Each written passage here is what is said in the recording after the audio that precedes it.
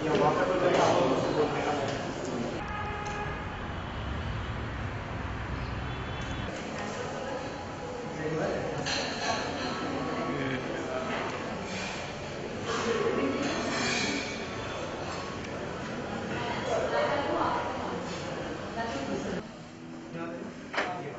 अनवीर का क्या है मतलब उसपे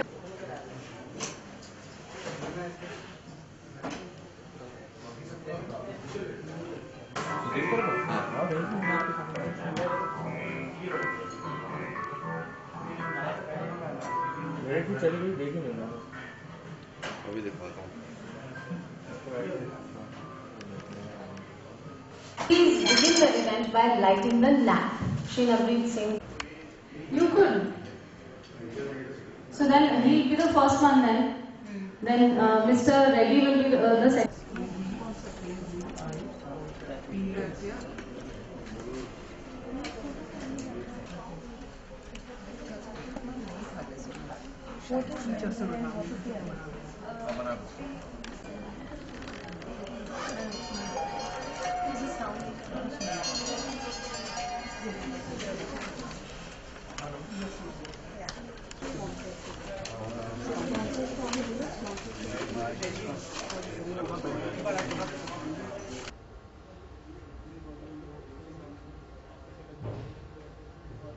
Very warm welcome to all of you to NATHEALTH's second annual event.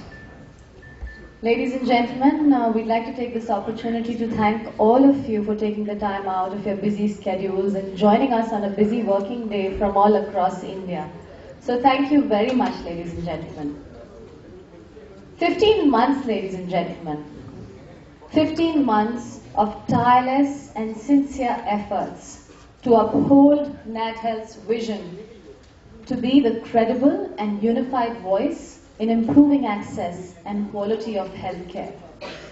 These 15 months witnessed deliberations that were very meaningful, media interactions across the country, and most importantly, the coming together of various stakeholders in healthcare, not just hospitals, but technology, diagnostic, education, insurance, many other health service delivery partners, and even policy makers. Ladies and gentlemen, NATHEALTH is the first truly inclusive, multi-stakeholder organization in Indian healthcare sector. And this annual event re-emphasizes the collective aspiration and the collaborative spirit to drive positive transformation of healthcare in India. At this juncture, ladies and gentlemen, we'd like to take the privilege of extending a very warm welcome to our chief guest, Shri Navneet Singh Kang, Additional Secretary and Director General CGHS, Central Government Health Schemes, Department of Health and Family Welfare, Government of India. Thank you very much, sir, for taking the time out and joining us this morning, gracing this occasion with your presence. Ladies and gentlemen, and now I'd be delighted to take you through an audio visual which has been specially prepared to share with you NATHEALTH's journey so far. Take a look.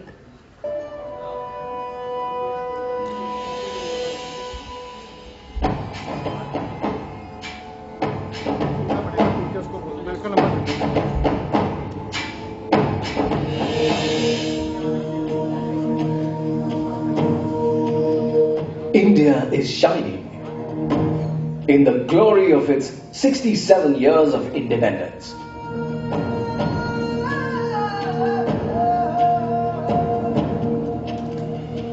We are a great nation with even greater aspirations to be the most favored democracy in the world.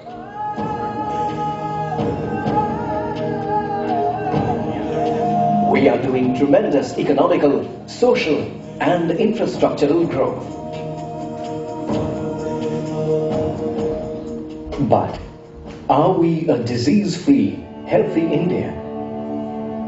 A disease-free, healthy India remains a distant dream, and many more milestones need to be covered in our endeavors to be a healthy nation.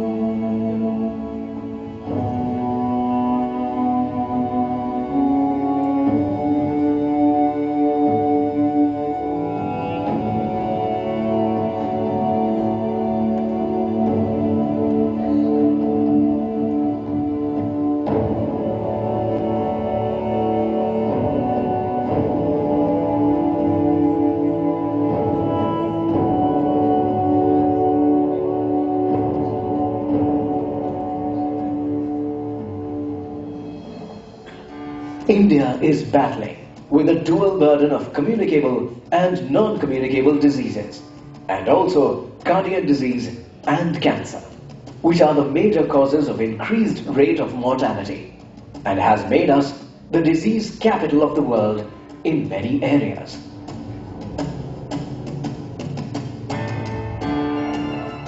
Healthcare in India is progressing, but there is still a large section of the Indian population that doesn't have access or quality healthcare facilities.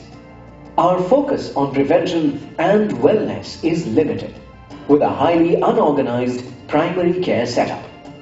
Further adding to the situation is an inadequate healthcare delivery infrastructure, a shortage of talent, and limited funding from public and private sources. We need to invest a lot more time and effort on our talent capabilities. We are dwindling today from a quantity perspective of talent as also from a quality perspective. And that is taking a toll on the sector and therefore eventually will lead to price rise, which we must avoid. Having focus on talent is one piece. Infrastructure build out is an area that is really a necessity for India per se and for the sector because there's not enough healthcare infrastructure available in this country.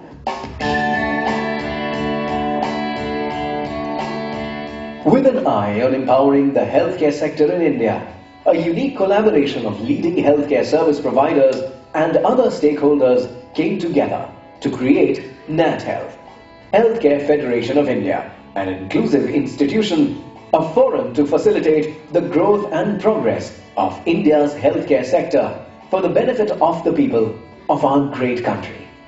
The uniqueness of NATHEALTH is that it is the first truly inclusive and multi-stakeholder healthcare institution of the country. We have got on board today hospitals of all kinds, the corporate hospitals, the big and medium-sized hospitals, nursing homes. We have some of the biggest associations of nursing homes and small hospitals around the country on board. We have got some of the leading medical technology companies, both devices and equipment, diagnostic services, medical healthcare communicators, medical and healthcare education companies. So NATHEALTH is truly shaping up as a multi-stakeholder organization, inclusive because all kinds of organizations of all sizes are coming on board. That's why it's inclusive. NATHEALTH is a big, idealistic organization which has this huge component of the entire spectrum of health energies to meet 21st century challenges, and I believe we are moving in the right direction. NATHEALTH was formally launched on 23rd of October 2013. The launch also witnessed the release of the white paper on enabling access to long-term finance for healthcare in India by NATHEALTH in association with PwC. On the same day, the first annual general meeting was also held. If you look at the composition of the team in NATHEALTH, we started with 16 governing council members. We have expanded a lot. When we say expanded a lot, it's not only about quantity, but also the quality of members. Not only we have the best and the topmost healthcare providers in the private sector in terms of size and scale, we also do have smaller hospitals. We also do have a lot many nursing homes. NATHEALTH's credibility is fast gaining traction amongst the country's healthcare ecosystem. Its current membership rightfully represents the wide variety of stakeholders that comprise India's healthcare ecosystem. Significant progress has been made in the past 2 years. Since inception of NATHEALTH, we have covered Pan-India to achieve the goal of universal access to quality healthcare. We have had various governing council meetings, first annual general meeting, all members, special general body and leadership meetings with very engaging and meaningful deliberations. It has looked at Vision 2020. Along with Bain and Company, we have produced a paper which I believe clearly defines how India can benefit from healthcare provision, which is involving the government, private players, and so on.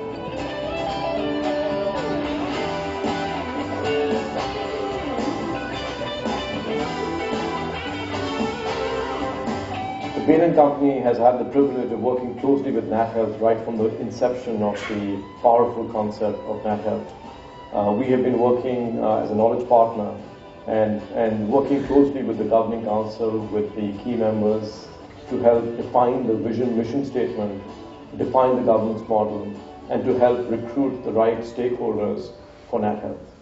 MASSCOM and NATHEALTH have signed an MOU at NILF, MASSCOM India Leadership Forum, to explore IT's transformational potential in healthcare.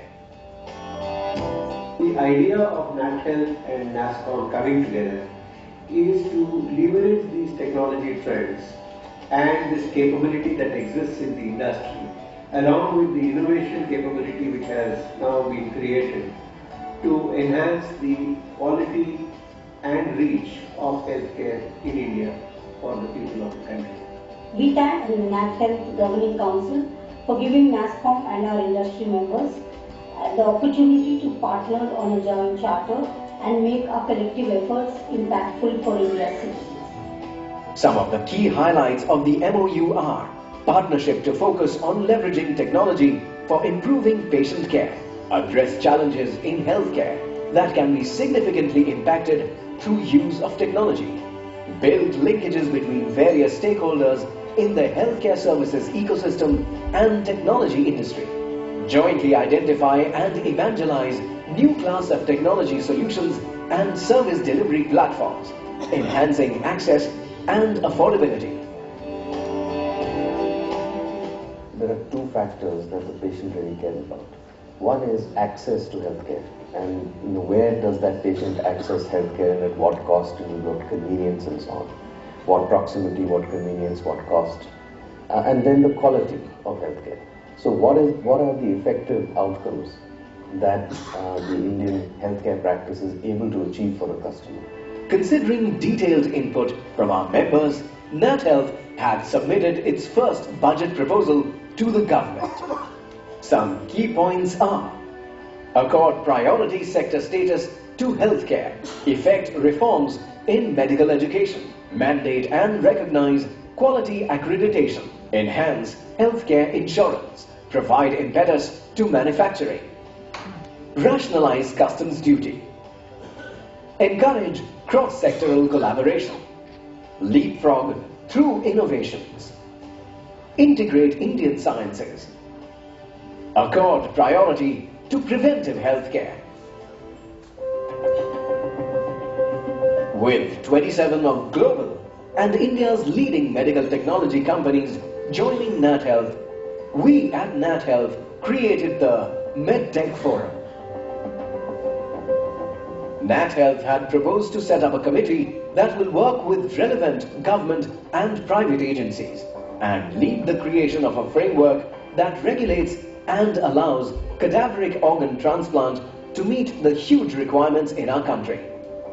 NATHEALTH is looking forward to setting up a code of conduct and an ethics module and take it national.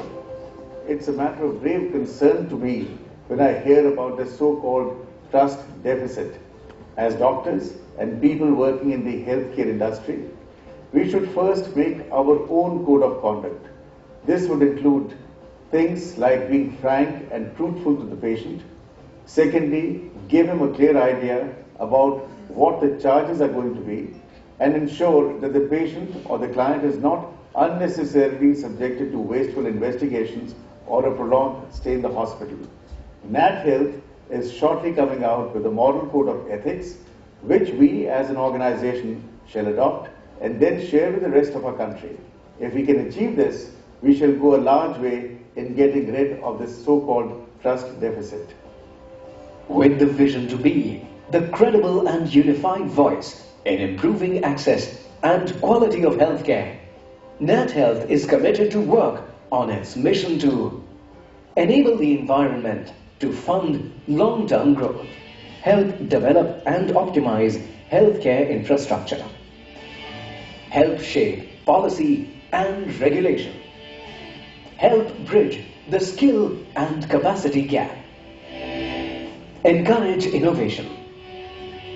Support best practices and promote accreditation. The journey of last 1 year has been very challenging but very interesting. And the most interesting thing out of all this is the collaborative spirit that NATHEALTH has been able to create. But all I will say in the end is, in the language of the British poet, we have miles to go before we sleep. We have miles to go before we sleep. A lot of work to be done. NATHEALTH will look to collaborate with the government to provide expertise and support as we move towards a healthier Arogya India, where citizens are health aware and engaged and have equitable access to affordable health cover with a focus on prevention, early diagnosis offered by a vibrant ecosystem of public and private players operating in a sustainable healthcare system. NATHEALTH, Arogya Bharat, Anmol Bharat.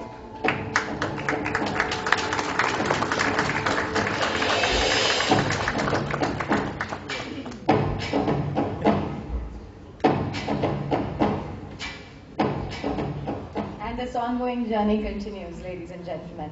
With that, I have the privilege now of requesting our chief guest, Shri Navneet Singh Kang, to please begin this second annual event of NATHEALTH by lighting the lamp. So please do join us on stage to do the honors. I request Founder President Dr. Pratap C. Reddy, President NATHEALTH, Mr. Shivinder Mohan Singh, Senior Bain Partner, Ms. Phyllis Yale, and Mr. Anjan Bose, Secretary General NATHEALTH, to please join us on stage for the lighting of the lamp. Additionally, I'd also like to request Mr. Dilip Chenoy, CEO and MD, NSDC, to join us on stage along with Mr. Dilip Chenoy, CEO and MD, NSDC, to join us on stage along with Mr. Vijay Thadani, Chairman, NIIT.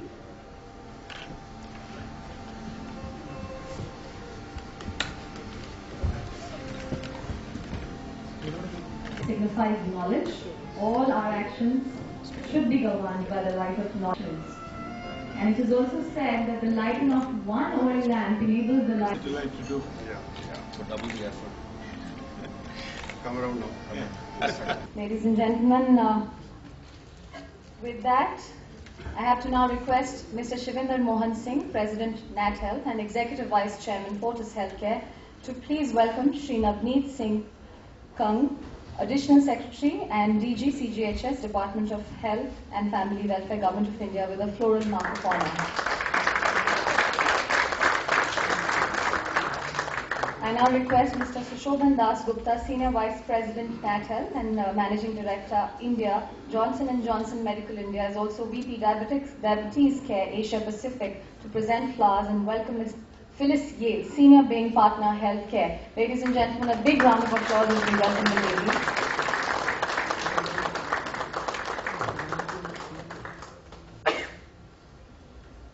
Ladies and gentlemen, with the guidance and support of our founder president, the members of NATHEALTH have actually truly taken the leap of faith by saying, we can. And he's somebody really who constantly inspires us with his belief that together we are stronger and together we can be the change. I now request Dr. Pratap C. Reddy, Chairman Apollo Hospitals and Founder President NATHEALTH, to please deliver the welcome address. Please welcome him to the podium with a big hand. Wish you all a very, very happy new year. On the same breath, can I say, wish you all the strength to achieve the vision of NATHEALTH. Yes? I have no doubt, 3 years ago when it was conceived, that we need a body which would try to build the vision statement and then give us the steps to achieve the much needed goals in healthcare. We all know, each one of us, it's not just the doctors, it's no longer just the hospitals, it's the entire team of health providers to work in several ways. Who can tell us how can we get there to achieve that objective? So I'm very happy that today we have all the stakeholders with us, joining us in our second annual general meeting. But most importantly, I must mention our sincere appreciation of our chief guest, Sri Namni Singh Kong, Additional Secretary and Director General of CGHS, to be with us today to say the government is willing to listen to you. The government is willing to say how can we work together in today's healthcare, and especially as we launch on the brighter health for the nation. I think World Economic Forum put the frightening figure saying every year 36 million people are dying from NCDs, and the cost burden for the world by 2030 is going to be $30 trillion, and India's share is 1/6 of it. Can we afford it? They calculate saying at the end of it, it's going to be 54% of our GDP. We are reeling, the US is reeling with spending 16 to 18% of the GDP, and we are spending now 5% of the GDP. Can we afford to spend 54%? It's not the question of whether we can afford it or not. Should we spend it? Do we need to do that? I think this is what it is. When we all got together, the several players who can make this difference have got together, we can now say, yes, there are three major issues that need to be treated. What are NCDs? The diabetes. Yeah, we are not the diabetic capital of the world. There is another country, but we are going to overtake them. But certainly, it's frightening to see the heart disease. The heart disease that India is facing, as a cardiologist I know, this is not what we saw when we worked abroad. When we talked about Indian heart disease, way back in the 60s, and even American College of Cardiology, saying that Indians get heart attack at an early age, they told me, Dr. Reddy, Indians don't know the date of birth. Don't be foolish. They not only know the date of birth, they know the star under which they are born. But it was later on in 1981 when they realized that 6 doctors did not get up from a duty room, and all of them were Indian doctors.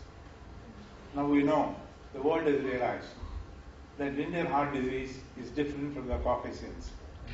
It affects 5 times more in the age group of 35 to 45. And who are these 35 to 45? These are the people which our Prime Minister and the government is talking, saying we are taking India to the next step. We are taking India as one of the superpowers. To be there in the superpowers, yes, the various policies that the government is implementing.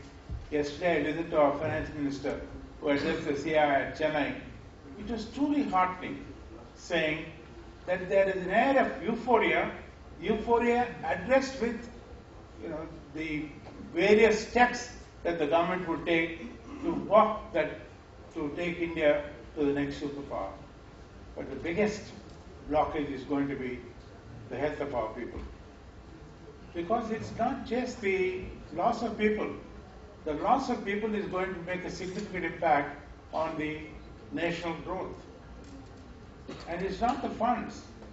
It is the people who are going to be lost to their families, and most importantly, to be lost to achieve their great objective of development of the nation. And I told the Finance Minister even yesterday, we are asking that priority status for 3 good reasons. The first is, hospitals cannot turn around in 3 years, so we need long-term funding. So that's the first reason. Second thing is, in our country we need to build 1 million beds. At what cost? Who will fund all of these costs? Governments can't fund the costs, but there are people who are willing to fund if they have seen that hospitals can perform well, and most importantly, if they are seeing that the government is also interested in seeing the growth of the private healthcare. So this is another second good reason. I think, apart from many things that we have had, the last gift was given by the last President of India, and he was the Finance Minister of India. he gave us a gift saying 5,000 rupees exempted from tax for the preventive health care. So I'm sure with our additional secretary with us, there are many things which are reasonable. We are willing to discuss with you as to how we will walk the various needs in healthcare and fill those gaps. And finally, for all of us to say, yes, we have done this. You know, sometimes I must end up with a quote which I am very fond of, called "Life is priceless." I don't know how many of you know what was the price of your life. Several people whom I asked, the lady said, "Oh, I'm beautiful, I'm precious." And the men said, "Yeah, I'm priceless," because they're brilliant people, so they said they're priceless. But there is a price. For all those who don't know what your price is, if you don't want to wait till we unveil that, you can go to Google tomorrow or today and find out what your real price is. Good luck, I think, in every one of us, or in tune with what the world is talking about India and what we intend to do. God bless all of you. Thank you. I now request our dynamic president, Mr. Shivinder Mohan Singh, to give us an update on NATHEALTH's journey in the past 1 year. Ladies and gentlemen, please welcome him to the podium with a round of applause. Good morning, everybody, and thank you very much for joining us on this rather trafficless day in Delhi. I'm glad we did this on the 20th, not closer to 26th, otherwise we'd probably be having a virtual conference with all of us on Skype or something or thereabouts. I was asking the Honorable Joint Secretary as to what special thing was happening in Delhi, and he kind of shared with me that Obama's military aides are probably up in the sky somewhere. So thank you very much for joining us today, the Honorable Joint Secretary, Mr. Khan, Additional Secretary.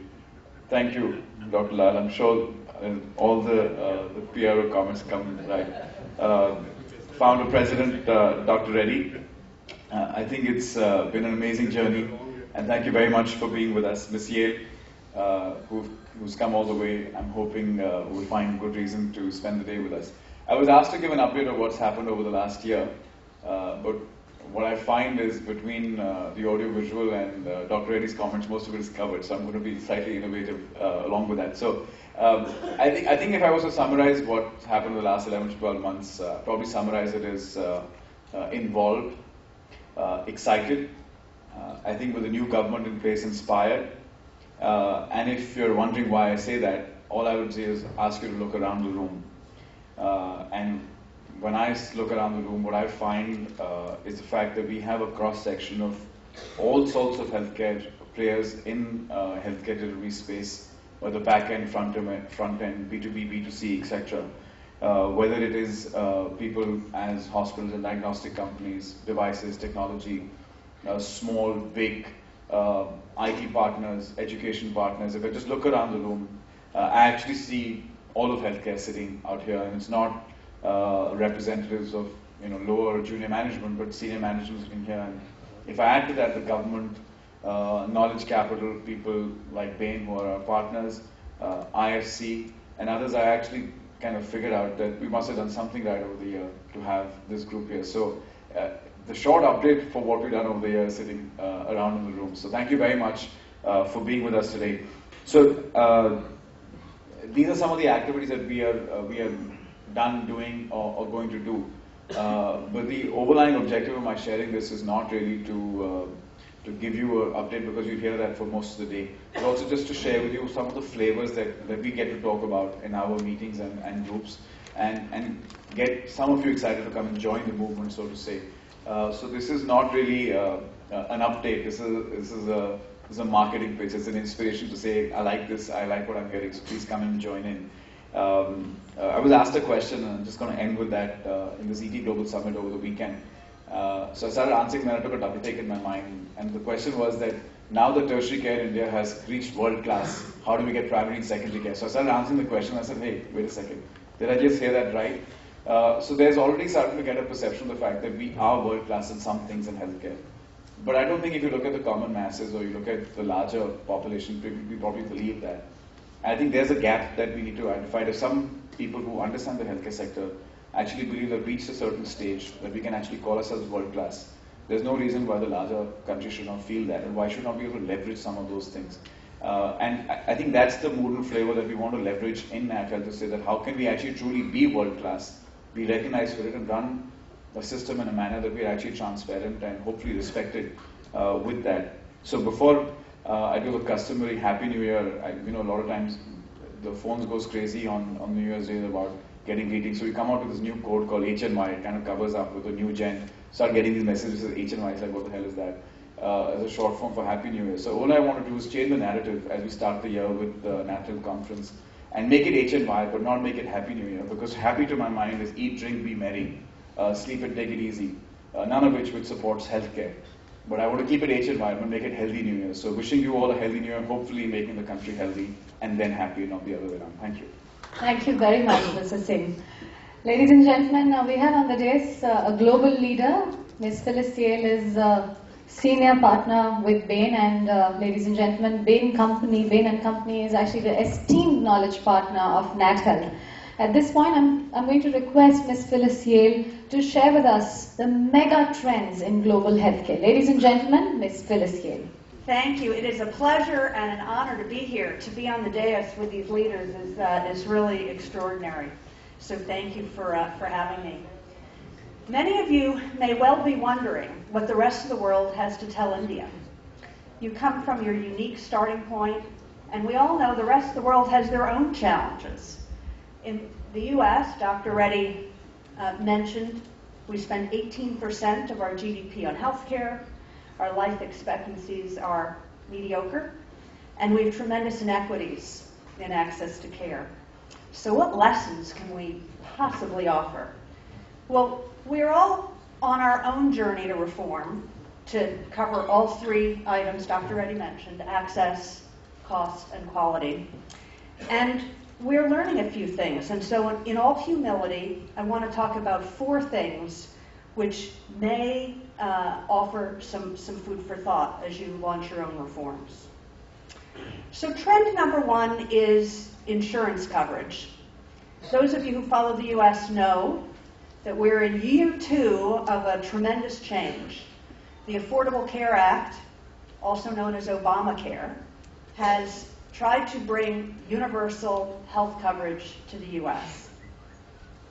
And there's some good news and bad news on this front. The good news is there are over 15 million newly insured people in the U.S. on our path to 30 million, which will bring our uninsured rate down from about 15% to under 5%. Pretty good news. And quality is up so substantial. I'll just give you one measure. When you measure the percentage of the diabetics whose disease is in control, it is now 90%, which is up 20 points from before they undertook this payment model and these bonuses. In another example of paying for quality, the U.S. government, their program for the aged, Medicare, has now started to pay bonuses to inpatient facilities on 3 measures. One is hospital-acquired infections. The second are re-hospitalization rates, making sure that once a patient is out of the hospital, they've been fixed. And third is on the hospital experience. This is starting with some bonuses. Eventually, this program will turn to penalties, so you need to be able to keep up. But it's really moved the needle. There's now a whole industry, you won't be surprised, of companies trying to help hospitals get better. But there's a movement. Central line infection rates are down 50% over the last few years. So stepping back, the key lesson is this. Really, don't separate that triangle. Don't separate cost from quality from access. They are integrally related. Expanding access to a system that delivers poor quality isn't helpful. And it's hard to change once everyone gets used to the new amounts of money flowing through the system. Access to a system that is high cost is unsustainable. In my state, healthcare costs have grown within the state budget by 60%, forcing cuts in everything else. Our support of higher education is down 20% in the same period. Our support of other human services is down by 25%. So creating universal access to healthcare in a high-cost system crowds out other priorities. And thirdly, a great system that is inaccessible for the people who need it most is unfair. And so the lesson I would offer at this time, at this great inflection point, is really to start by creating integrated solutions that address all three. Tie new payments to providers who meet your minimum quality thresholds. Change your payment model so that you're paying for value from the get-go. And create universal access to prevention and wellness services early on. I look forward to hearing the rest of your conversation, and again, thank you for inviting me. Thank you very much, Ms. Yale. And ladies and gentlemen, now I have the privilege of requesting our Honorable Chief Guest, Shri Navreet Singh, come to now deliver the keynote address. Please welcome him with a round of applause, ladies and gentlemen. Dr. Reddy, Shivinder Mohan, Ms. Yale, Mr. Bose, ladies and gentlemen. First of all, let me thank NATHEALTH for giving me this opportunity to be with you today and share thoughts on an issue that concerns all of us here. I think the context in which I speak on the challenges that practitioners in the healthcare sector face have been very concisely brought out in the clip which we saw at the beginning of the function. But just to recap in a quick manner, I think public health spending on India, on healthcare, public spending on healthcare in India is among the lowest in the world. We've seen reports which say India ranks 181 out of 193 countries on this. And I must confess that the fiscal space to increase this spending dramatically in the short run is quite constrained. I mean, we are all working at it. It's our wish list for the coming budget. But I think the fact of the matter and the reality is that till the reforms that the government is contemplating and working towards, like the GST, etc., I think to hope for a huge, substantial increase in the public health spend on healthcare is going to be difficult. Of course, when you talk about technology, I mean, the caveat I like to point out is that technology must be the handmaider of medicine, and the practice of medicine must not be allowed to become a hostage to technology. Therefore, our technology, advancements in technology have to be frugal. By frugal, I don't mean of low quality, but by frugal, I mean that they are adapted to the needs of a country, they can be used by large sections of the population, and they do not lead to increasing the costs of healthcare very much. That is the kind of innovation, that is the kind of technical advancement that we are looking for. All of us here are in the delivery of healthcare services to the poor. I think apart from hospitals and clinics, the drugs and medical devices have a very important role to play in the medical sector. The pharma industry have their own challenges, and we in government also realize that there is an unhealthy dependence on imports for basic formulations and APIs. We are working towards setting that right. The drug industry is facing the issue of clinical trials. There is a feeling that there has been over-regulation after the order of the Supreme Court on this issue. There is the challenge of the attempts to bring in trade issues under the guise of quality issues in relation to drugs. So the drug industry has their own issues that we have to deal with, and we need to sort those out if we are to make meaningful improvements in the health sector. Similar the case with the medical devices industry. We have made an attempt to make sure that the regulation for the medical devices sector is in tune. I mean, it does not have to be regulated like drugs are. So amendments have been proposed in the Drugs and Cosmetics Act. Again, that is in the public domain. We welcome your comments on those. So these are the issues that we need to together think about and resolve as we move forward on our journey towards Arogya Bharat. I'll try to sort of enumerate the macro issues that face us in the health system that we have to grapple with. And I think the picture that we are confronted with is one, that there are problems, but there's also potential. That there are obstacles, but there's also opportunity. And I think that is how it should be. I mean, if everything was hunky-dory, I think life, whether of a nation, whether of NATHEALTH, whether of an individual, would be pretty boring. And I think it's only interesting when we have to use our wits to get by.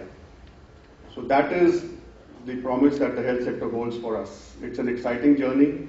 We have to overcome the obstacles and the problems that might arise. And I would like to assure you that the government is with you as we move along this path and try to achieve our goal of Arogya Bharat.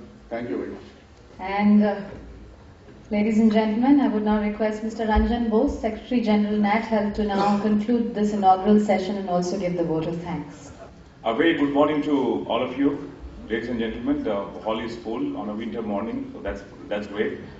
Vote of thanks is something very interesting. You don't have to prepare because you just make notes of what the speakers have said, and that becomes the vote of thanks.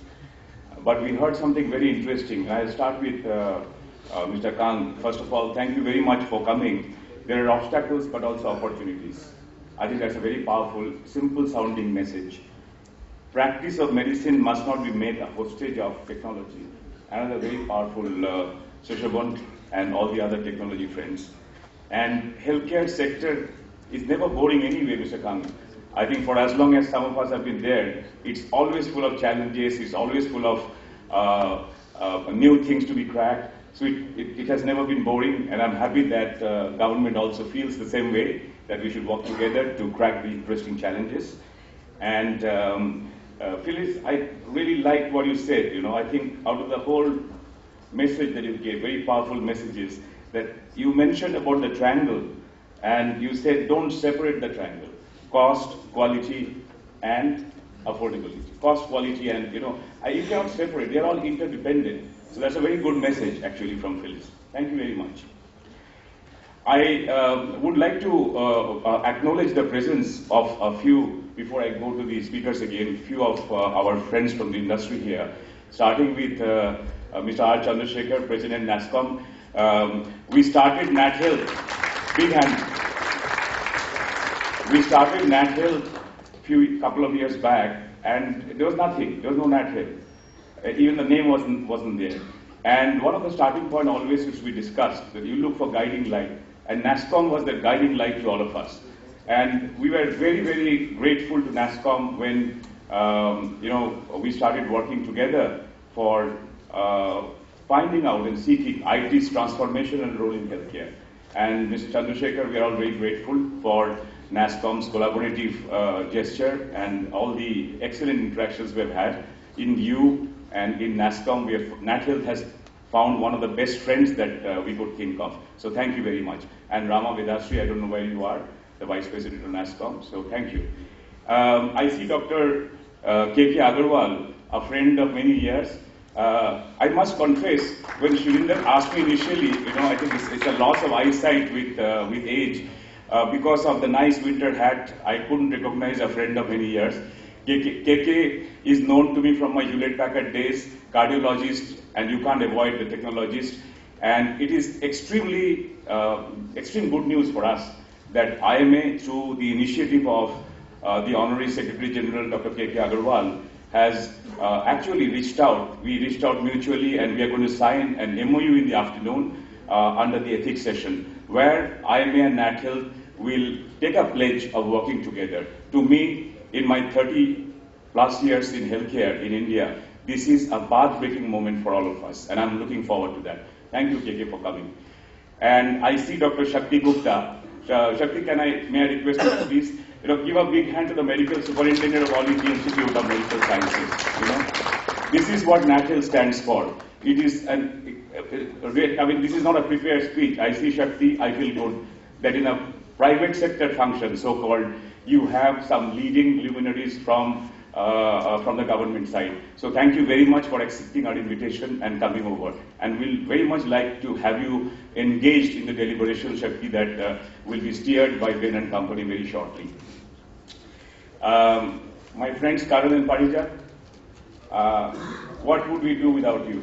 I just want to say this from my heart, that when you start an institution, you look for friends who will support you. with Dr. Reddy's vision, some of us began to start thinking, and Bain and company, these two gentlemen, particularly Karan Singh and Parijat Ghosh, came like angels in our life. And it has been a wonderful journey together for the last 2 years. Right from the beginning, developing the vision, developing the 6 mission statements, developing the governance model, reviewing it with us. I mean, Karan, from the heart, and I think I represent collective feeling, Karan, Parijat, and the team, Dr. Debashis Talukdar and Shantanu, thank you so very much for spotting an opportunity of tremendous possibility in Indian healthcare in a thing like NATHEALTH where we did not exist. So thank you very much, and we hope we keep working together. I don't know if Priyanka Agarwal is here. Priyanka is the healthcare lead of BCG. So in the NATHEALTH NASCOM Joint Council initiative that with Mr. Chandrasekhar and I and Shirinder and Mr. Adar Chandrasekhar, so we all work together. I think BCG needs acknowledgement because they have selflessly reached out to NATHEALTH and done a very good work to support us. So in the absence of Priyanka, who promised to come for the morning session, let's give a big hand to Priyanka and BCG. And the other lady who have been helping us is from Deloitte, Charu Sehgal. Charu sent me a message. She has to catch a flight to Bombay for an emergency meeting. I'm sure that's business. Deloitte has supported us. Deloitte has very selflessly supported us for the budget making project last year, and it was acknowledged by many, including the erstwhile Finance Minister, Mr. Chidambaram, that it was one of the most composite budget proposals covering all the points. So, in absentia, thank you, Charu and Deloitte. I'll now come to the panelists here. Mr. Kang, I first met you in the NATHEALTH NASCOM meeting, I think a few months back, RC, and like today, I felt there was a breath of fresh air in your manner of thinking and saying, and I think the way you spoke today confirms that. Sir, we are very grateful to you for joining us in the second NATHEALTH annual event. Last event was a launch. Today we have some things to show. Thank you very much, and please pass our sincere gratitude to Mr. Love Verma and all the other colleagues of yours, because really in the last 1 year, Ministry of Health and Family Welfare has encouraged us in every possible way how a NATHEALTH-like institution can work together with the government. So I really want all of you to give a big thanks to the Ministry of Health and Family Welfare. Thank you. Dr. Reddy, I don't know how to thank him. I think we all thank him every day for being the father figure of Indian healthcare. And I think we know each other for the last, I first remember when Indraprastha Apollo was being formed, and I remember that day when it was inaugurated. So that is about 8 plus 14, 23 years. My respect for these gentlemen, like all of yours, have only increased. And thank you very much for breaking out and being a leader, showing a vision in the 80s, because healthcare was very, very social in those years.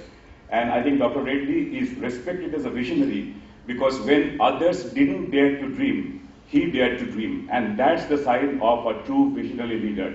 Ladies and gentlemen, please give a big hand to the father. Phyllis, to me, I've got another friend from today from Bain & Company, and we all have got. So, since the last but not least is our president, and since he, as I expected, made a comment, I have to also tell you, you know, if you work for 3 decades plus, you have many titles and designations over the years. I started as an engineer, and I've got a new designation which I love from our beloved president, Mr. Shirinder Mohan Singh. Anyone wants to please mention that? Everybody knows it. So CNO, which is for the non-members, Chief NAG Officer. So he's actually awarding Phyllis on that, you know. I think. Now, Shirinder Mohan Singh, our president.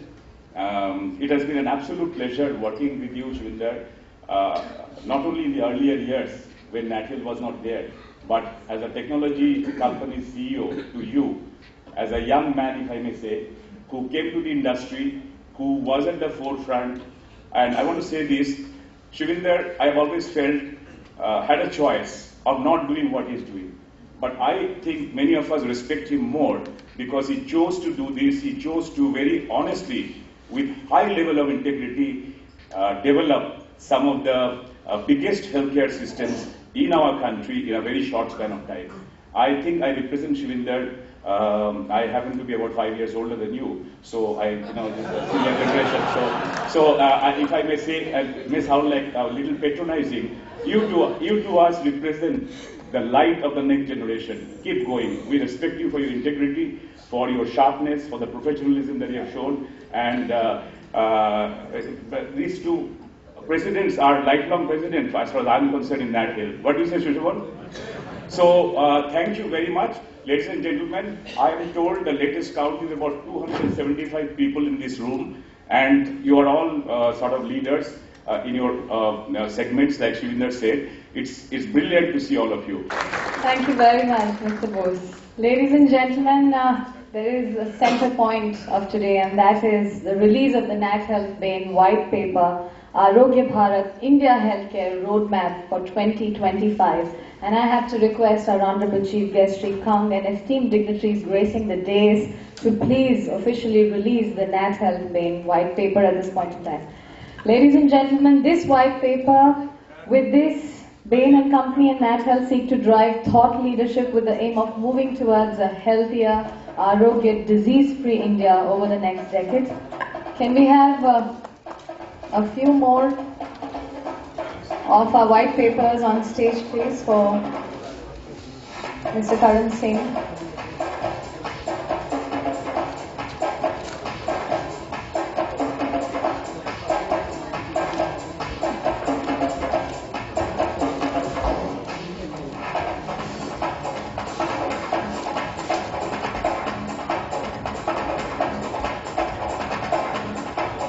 What this white paper does, ladies and gentlemen, aims to build a comprehensive view of India's current healthcare ecosystem and share perspectives on future evolution patterns. The NATHEALTH and Bain and Company white paper, ladies and gentlemen, Arogya Bharat India Healthcare Roadmap for 2025. Can we please get our hands together since that is now officially unveiled.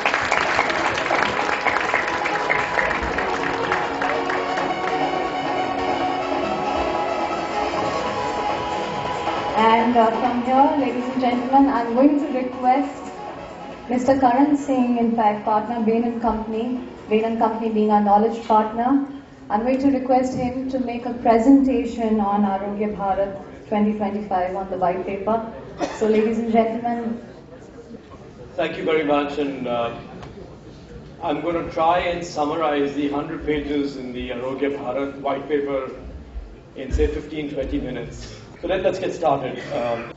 So the approach we've taken is to try and be holistic in looking at the environment, looking at individuals, and looking at the care ecosystem so that we can develop recommendations focused on public health, focused on healthy living, and in trying to improve access, quality, and affordable healthcare.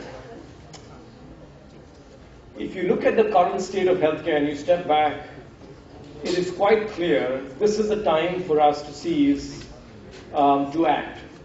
The current system is just not sustainable, and this is the opportunity, as we've heard in the panel today as well, of to try and create a much more sustainable healthcare system going forward. We have a sick population and a high level of people are at risk. We are under-delivering care. We are under-consuming wellness, and our health system is not well defined. So this is the opportunity for us to seize. Let me take a few minutes to provide a little bit of data to try and bring some of these points to life. I think we've heard a lot today, very articulately by Dr. Reddy, about a very serious epidemic that is staring us in the face of non-communicable diseases. The contribution to mortality from NCDs will increase from 53 to 73% between now and 2030. India will bear 24% of the global morbidity burden in 2030. And as a result, the cost of NCDs is estimated to be $6.2 trillion by 2030. If you also look at care across the continuum today, we see very significant drop-offs across the corridor. And this is true across the disease areas. And if you look at the left-hand side, it is for diabetes. The right-hand side is for oncology. And what you will see is very low diagnosis rates of 30 to 50%. You layer on drop-offs because of treatment and because of adherence, and we would estimate that about 5 to 10% at max of the population really receives appropriate care in India. Those who receive care face pretty poor quality and pretty inconsistent quality. The data on the left shows how unorganized the delivery market is, whether you look at hospitals or you look at labs.